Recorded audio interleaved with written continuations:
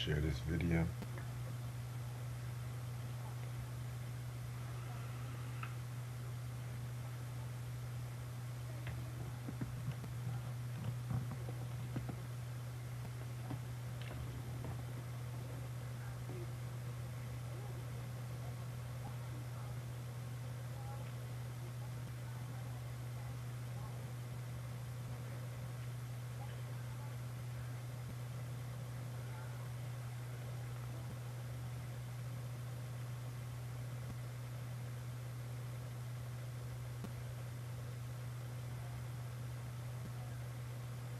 I'm doing pretty good, Q. Had a pretty chill day for the most part and everything like that too. Just grateful tomorrow's the weekend. Um, don't know if I'm not really gonna do a lot this weekend. Probably just gonna spend some time with some family. I know I'm gonna work and shit like that too. You know what I'm saying? But I know I got some YouTube shit to work on too. Got some DJ shit to work on. So this might be a chill weekend for the most part. And plus, I'm trying to catch up on some albums that I haven't reviewed yet. So there's that.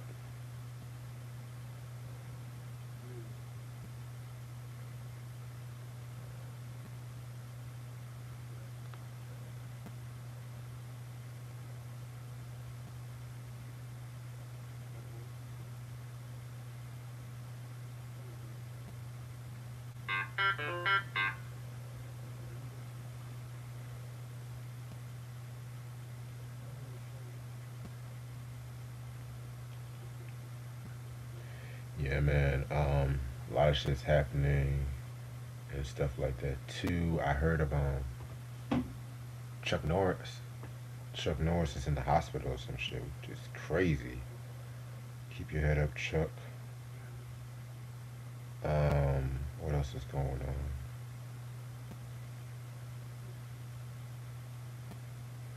Yeah, just some crazy shit, man. I know the first day of spring was officially today, so you know how that shit goes. I mean, the weather here has been just kind of crazy.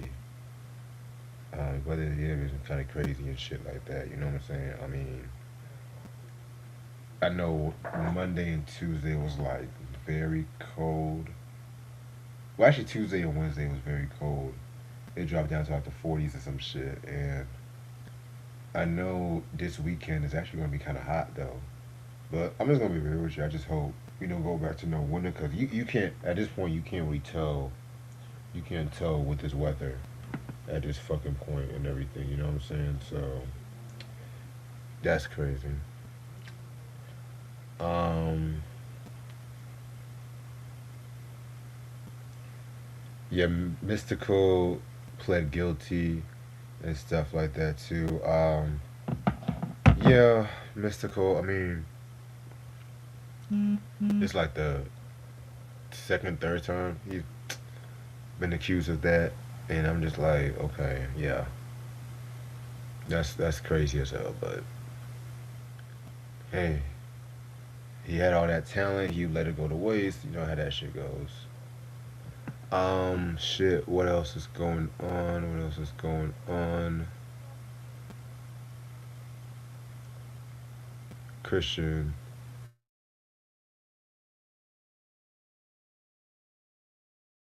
What's up, Doctor Motherfuckers? Ooh, shout out to everybody who supported me and everything like that too. You know what I'm saying? So yeah.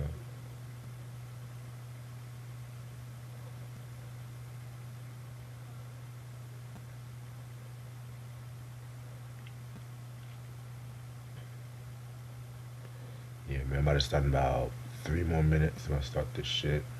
I'm not probably gonna. I'm probably not gonna be too long with this one and stuff like that too. But at the same time, um, this is an album I've already wanted to review on and stuff like that too. So yeah, let me get started with this.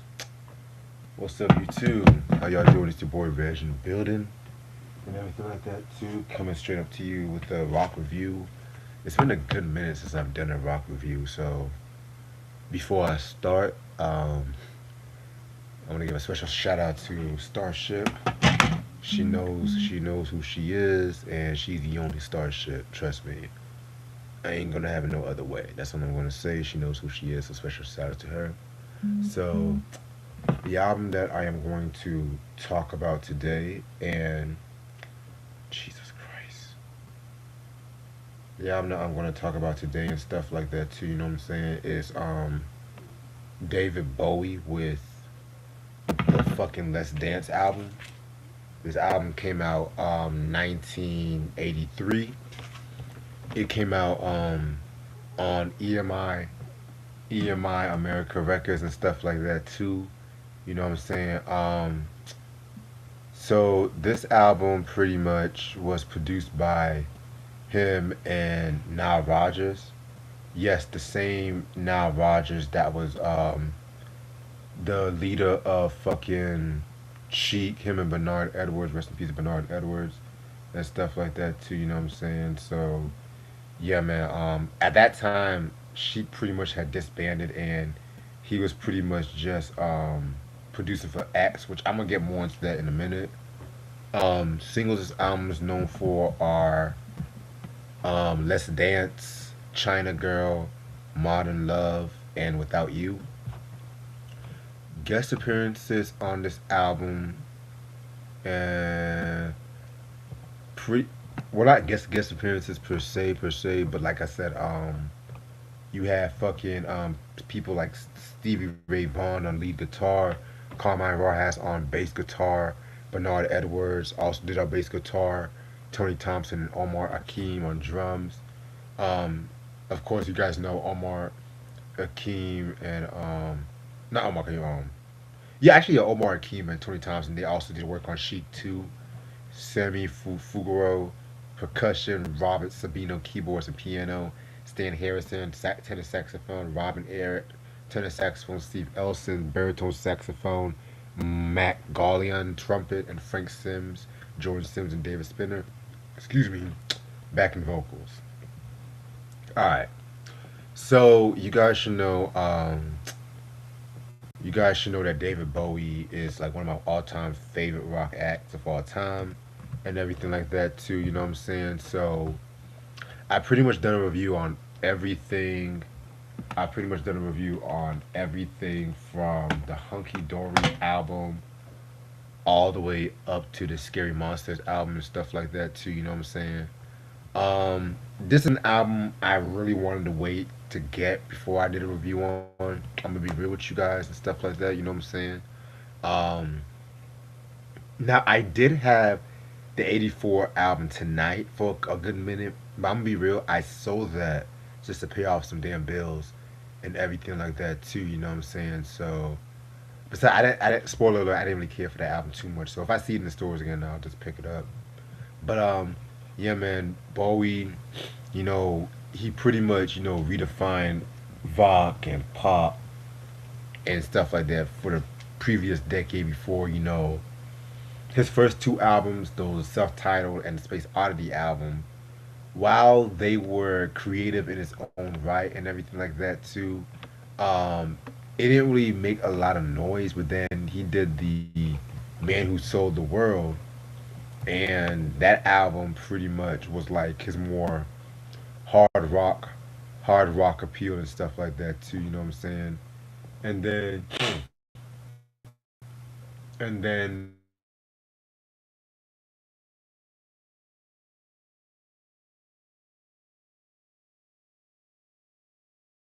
we have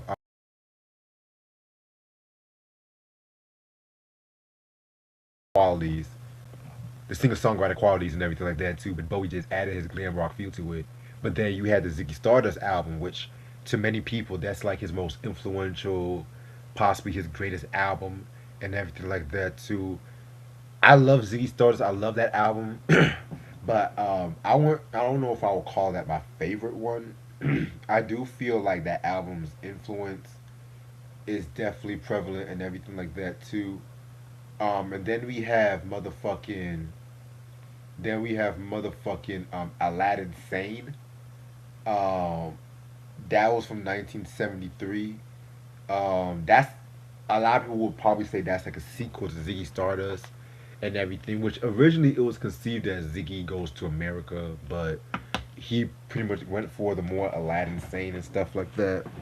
And then he retired the Ziggy Stardust name and he went by Diamond Jack. He came up with a Diamond Dogs album, which I feel like that's a very underrated album.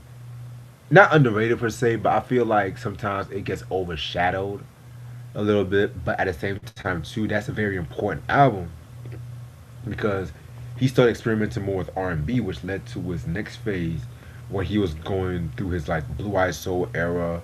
He came out with the Young Americans album from '75, which that was a pretty solid album. I fucking love that album. There was like two, maybe three songs I could have done without, but without that album, you had backing vocals from Luther Vandross and everything.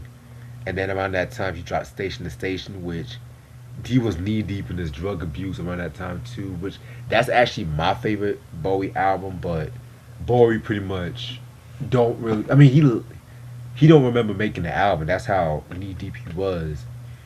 So he relocated to Berlin and everything, and pretty much he pretty much he dropped the Berlin trilogy, which was from '77 to '79, Low, Heroes, and Lodger. You know what I'm saying? All three albums were very, very, very groundbreaking, very influential. Definitely laid influence on dance music for years to come and stuff like that too.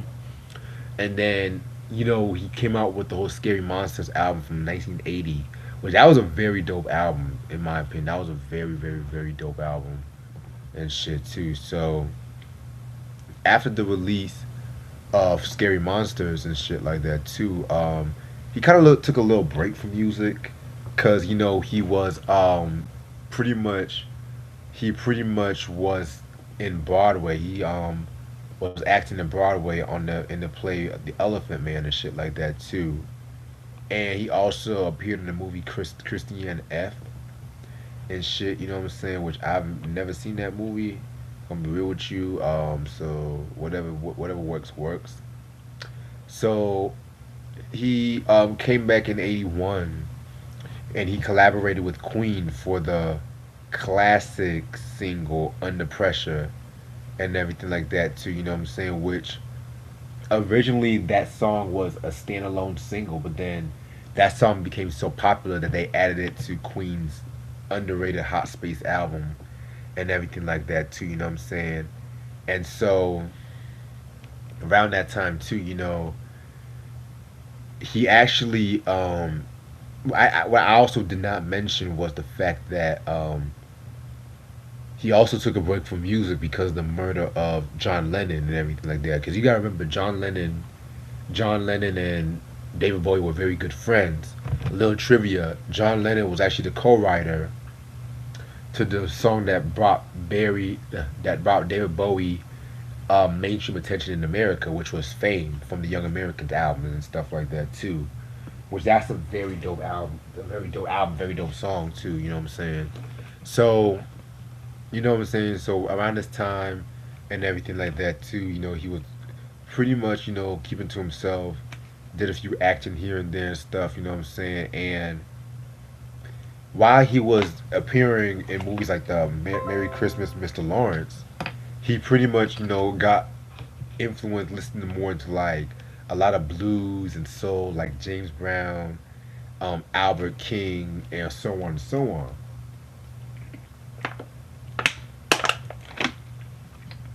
And so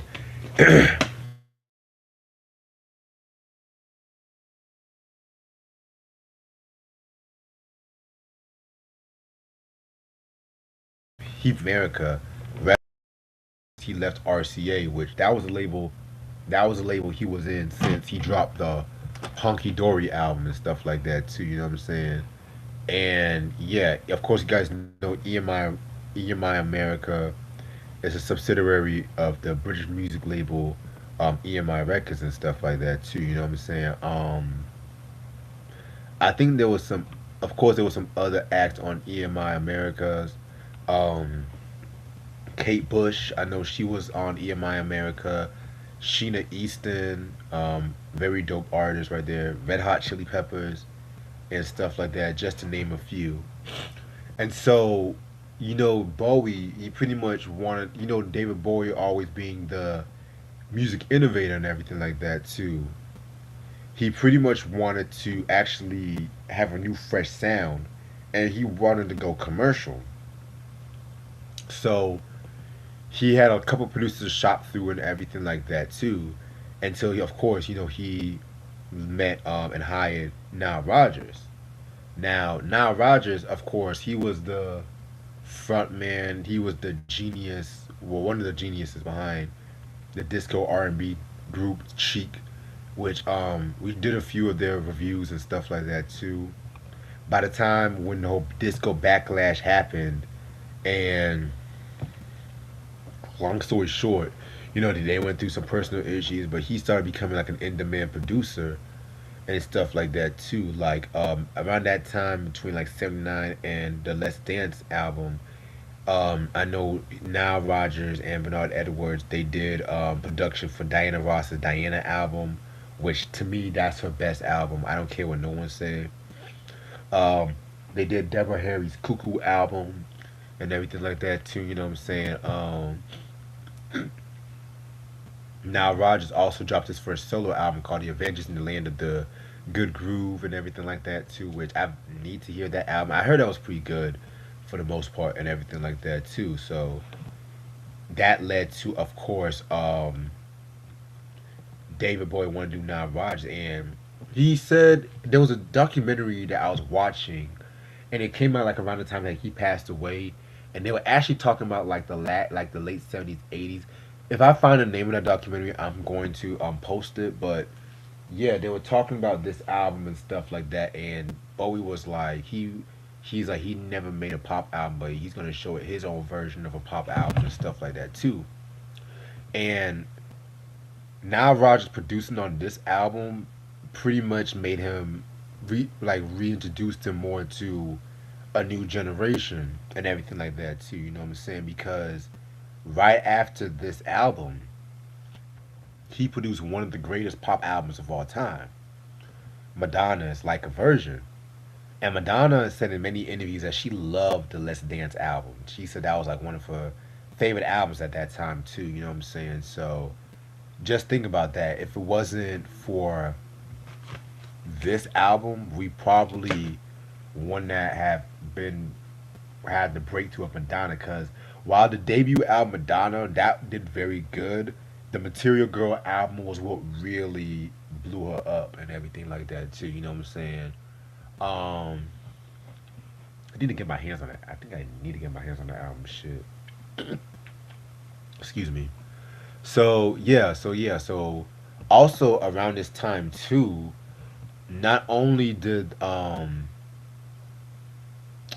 and David have a great chemistry, but what many people also don't know is that Tony Visconti was originally going to produce this album, but David Bowie did not tell Tony that he chose Nile Rodgers instead, and everything like that too. And this led to Tony and David Bowie pretty much not talking to each other for like 20 years until Tony produced his 2002 album Heathen, which I need to get my hands on and stuff like that too.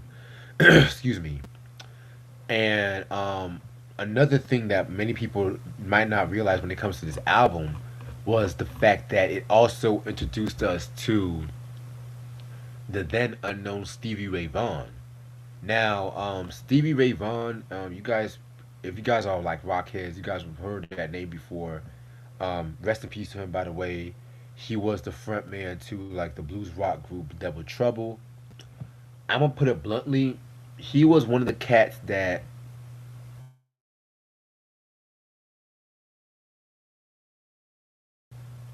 you know what I'm saying. I'm gonna be real. I'm not the biggest Stevie Ray Vaughan fan and everything like that too. I do admit he's a dope guitarist and he done some dope ass riffs on this album and stuff like that too. But I'm not really like the biggest expert on him and shit like that too. You know what I'm saying? So if you guys know more about him, just definitely let me know in the comments. If you guys have anything to recommend, let me know. And David saw him perform at the Montreal Festival and stuff like that too. You know what I'm saying? And he asked him to play on the album, but Stevie Ray Vaughan declined it at first and stuff like that too. You know what I'm saying? Because he wanted to actually focus on his group Double Trouble, but he recanted and everything like that too, and history was made and stuff. You know what I'm saying? So now, before I get into the tracks and everything like that too, I do want to say something. Yes, I do like the album, which spoiler alert, but I do say that this album is pretty much one of the most probably one of the most controversial albums he's ever came out with. Not saying the album itself, but when it comes to David Bowie in the 80s, it's a very hit or miss in my opinion. I feel like that was pretty much his some of his weakest shit next to like the first two albums.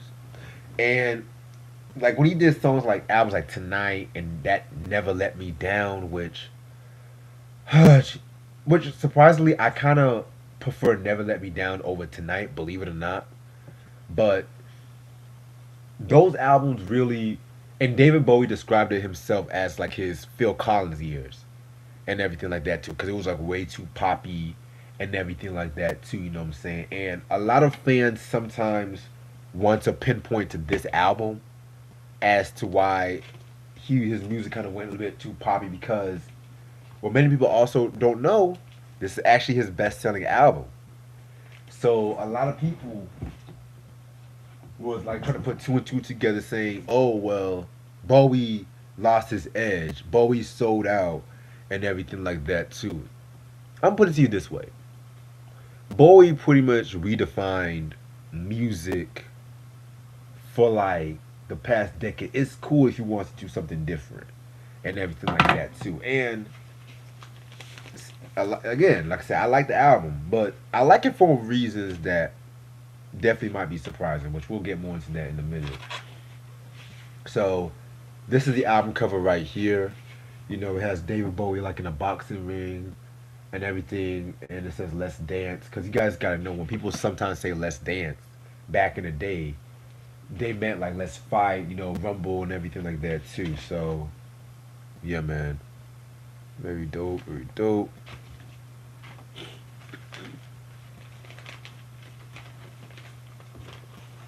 Yeah, man. So fucking glad I got this album, B. I'm so fucking glad.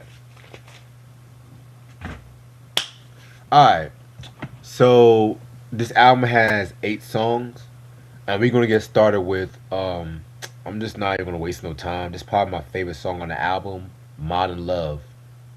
Man, I remember when I first heard this record. I first heard this record when I was watching like the music video channel on like VH1 Classic and stuff like that too. You know what I'm saying?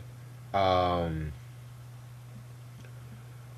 it was a very, very, very energetic, high energy song. The best way to describe this song was like sound wise, his love letter to like Little Richard and everything like that. Because if you hear this song, it definitely has like a Little Richard feel to it, but in an 80s kind of way and everything. And pretty much what I got from this song was that he wants to find love, but he wants to be close to his religion as well too, and everything like that too. You know what I'm saying? Very spiritual and shit like that too. The beat definitely has like a very 50s rockabilly, rock and roll kind of feel to it.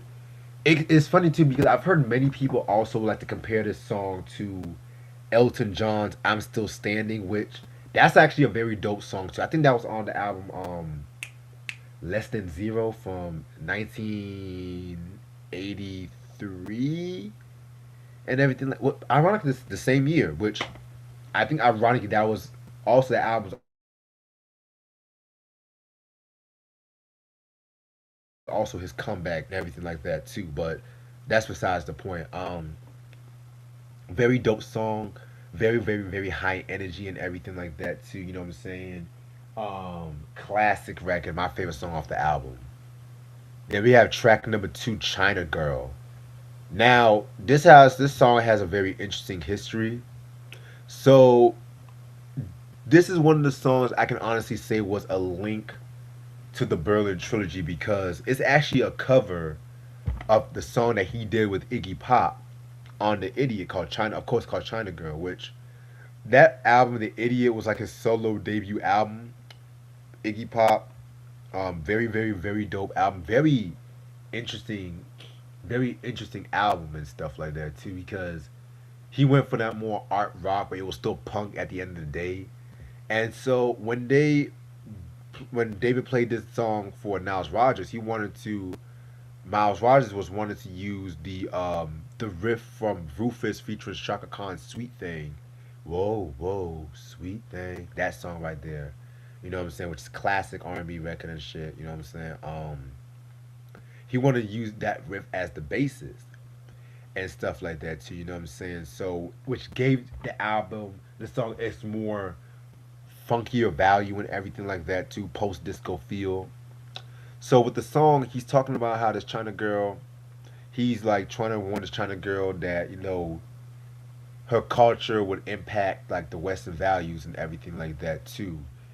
I'm gonna be real with you. While I do like this song, and while I do feel that this song is one of his signature songs from this period, I mostly prefer the Iggy Pop version because I feel like the Iggy Pop version was more. It was more like distinctive and everything. Not saying that this version is bad though, because this version still slaps though. But that's just my personal opinion and everything. But yeah, track number three, "Let's Dance."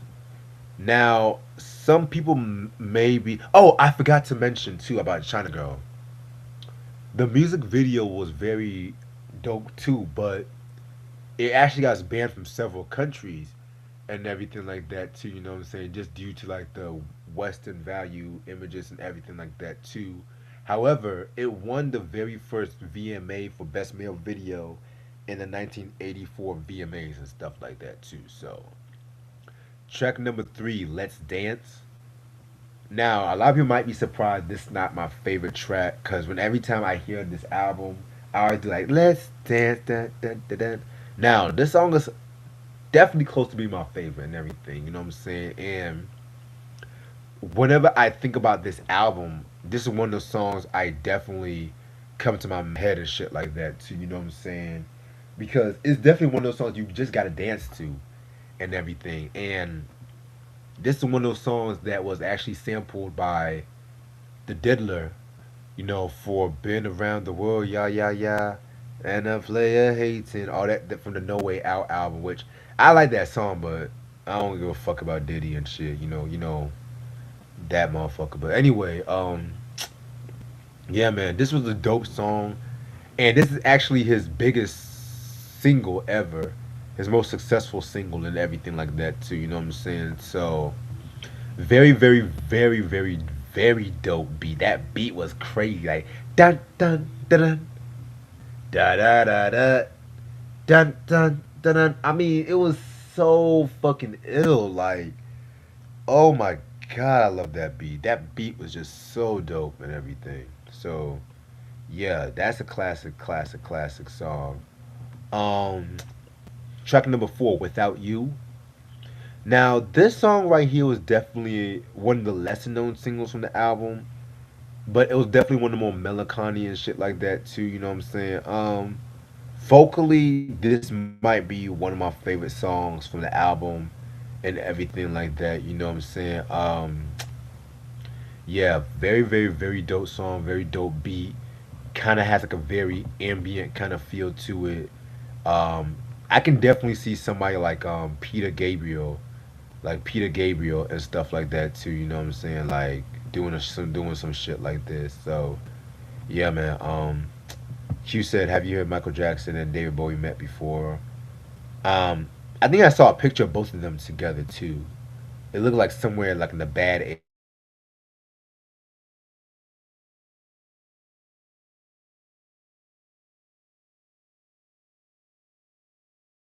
era, and everything in a song that I personally feel captures that whole art era when it comes to like Bowie and stuff like that too, because it definitely is something that I can definitely have heard in like the Berlin era, maybe Scary Monsters, maybe, and shit like that too. You know what I'm saying? Pretty much talking about capitalism and how like pretty much the workers are pretty much working, but at the same time too, they're not. They he feels like they're not getting compensated their rightful thing, and they feel like sooner or later they're gonna get replaced, which is kind of what's happening today with this AI shit. Which I'm gonna be real, AI, yeah, AI can be useful in certain situations, but now people are having AI like to take over jobs. Like you try to call a company, you try to call, let's just say you try to call a company, and you're talking to an AI robotic voice, and it's just like you always want to be like, they always have like, "Hi, how can I help you? Press one for this, press two for that, and everything." And it's just like, dude, I literally like I just want to speak to like a real life person. Like, fuck that AI shit. And even when I go to some restaurant, I went to this one Korean restaurant one time. They literally had like robots as waiters and shit like that too. You know what I'm saying? Which blew my fucking mind. But hey, fuck it. But yeah, man, this is definitely one of my favorites of this album and shit like that too. You know what I'm saying? Well, definitely one of my favorites. And it's actually, if I'm not mistaken, one of David Bowie's favorite songs on this. One of David Bowie's favorite songs on this album too. However, he said on the interview that he didn't like Nile Rodgers' beat on this album, which was crazy because that beat was fire. Like, definitely had like a more, definitely had like a more faster pace and everything like that too, more downbeat. Kind of sound like something that could have been on like the larger album, if that makes sense. You know what I'm saying? So next we're gonna have Criminal World, which this is definitely a song of the times and stuff like that too. The solo guitar by Stevie Ray Vaughan was fire. In my opinion, I feel like that was what really sold me and everything like that too. You know what I'm saying? Yeah, Criminal World. What I got from that record was pretty much the fact that motherfuckers gotta do what they gotta do to survive in this world and everything. Legally, illegally and shit. You know what I'm saying? So that's pretty much what I got from Criminal World. Track number 7, we got Cat People putting out fire. So this is an interesting song because he actually did the song on the Let's Dance album is actually the cover version.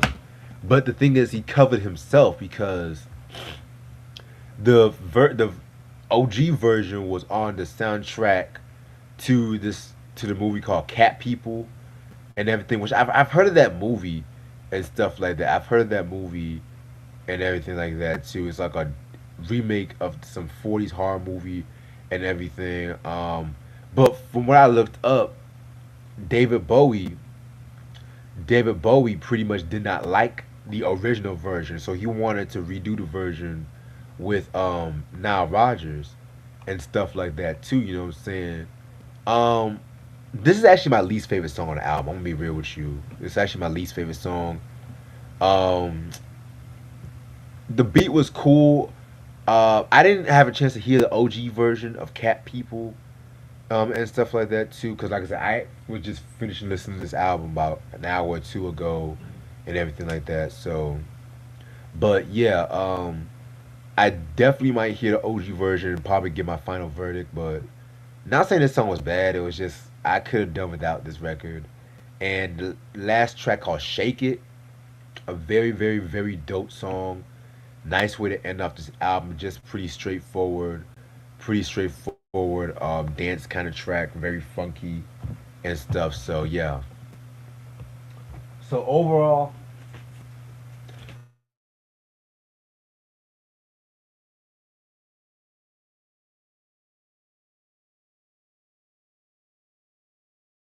This is a very bold album.